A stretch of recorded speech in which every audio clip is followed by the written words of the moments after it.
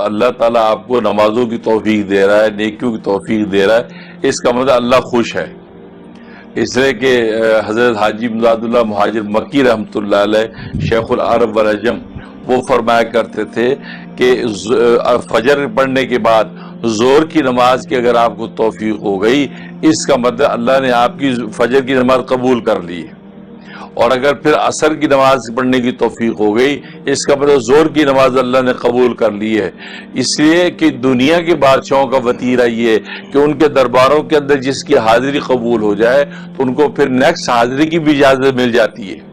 تو آپ کو جب ایک حاضری کے بعد دوسری حاضری کی توفیق ہو گئی، اس کا مطلب پہلی حاضری اللہ کے ہاں قبول ہو گئی، اللہ نے آپ کی اس نماز کو قبول کر لیا، اللہ نے آپ کے اس روزے کو قبول کر لیا۔ ایک روزے کے بعد دوسرا روزے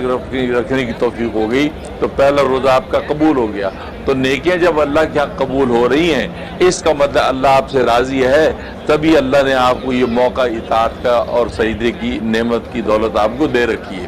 باقی رہا آپ ظاہری نظر میں سوچتے میری دعا قبول نہیں ہوئی، ایسا لگتا ہے اللہ مجھ سے ناراض ہے، اگر یہ بات سوچیں گے تو کفار و مشرکین جو ہے، جو اللہ کے وجود کو بھی نہیں مانتے، وہ صبح شام ٹھاٹ مزے کر رہے ہیں، اس کا مطلب کیا ہے کہ آپ یہ کہیں گے اللہ ان سے راضی ہے،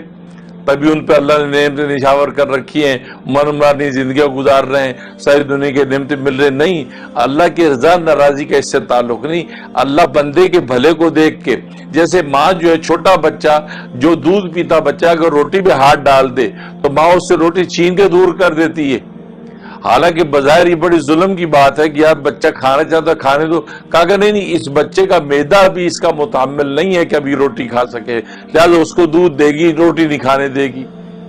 بالکل اسی طریقے سے اللہ کو پتا ہے کہ ہماری دعا کس وقت قبول کرنی ہے، کس وقت ہمارے لیے نافع ہے، کس وقت نافع نہیں ہے۔ ہمارا کام مانگنا، ہم مانگتے رہیں، بس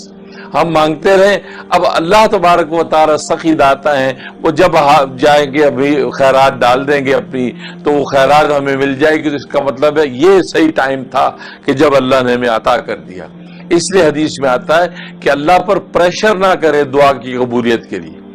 جلدی نہ مچائیں اور جی ہم نے دعا کی قبولی نہیں ہوئی۔ تو اس میں قبولیت و دعا کے اندر ایک یہ بھی ادب نبی نے بتایا کہ پریشر نہ کریں اللہ پہ، یا اللہ جلدی قبول کر دعا، ہماری دعا قبول نہیں ہوئی، کیا بات ہے، کوئی ناراضگی ہوگی، یہ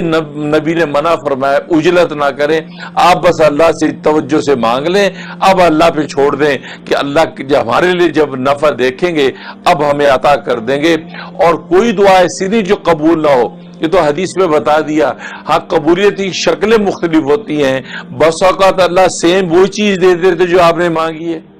بس اوقات اللہ اس سے بہتر دے دیتے ہیں،